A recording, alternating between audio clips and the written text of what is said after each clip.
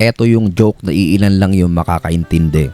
Minsan sa isang school, mayroong isang teacher, nagtanong siya doon kay Juana, sabi niya, Juana, ano yung parte ng katawan ng tao na kapag ka na-stimulate or napasigla ay lumalaki ng 10 times? At tumayo ka agad si Juana, sabi niya, Ma'am, dapat hindi mo tinatanong yan dito sa school at sasabihin ko yan sa parents ko at ipatatawag ka sa principal's office. Ang nangyari, dinedma lang siya nung teacher niya. Tinanong niya ulit yung ibang estudyante, anong parte ng katawan ng tao kapag na-stimulate or napasigla ay lumalaki ng 10 times? Tapos bumulong ngayon yung isang estudyante kay Juana, sabi niya, ano Juana, ipapatawag ba siya doon sa principal's office? So narinig yun nung teacher pero dinedma pa rin niya. So ngayon, nagtawag na siya ulit.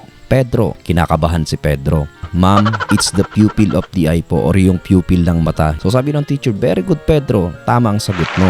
Tapos bumaling ngayon yung teacher kay Juana. Ang sabi sa kanya, Juana, meron lang akong 3 bagay na sasabihin sa'yo. Una, napakadumi ng utak mo. Pangalawa, hindi ka nagbasa ng homework mo. At pangatlo, darating ang araw na sobra kang mabibigo dyan sa akala mo. So kung naintindihan nyo yung kwento, just react lang dito sa video. Thank you.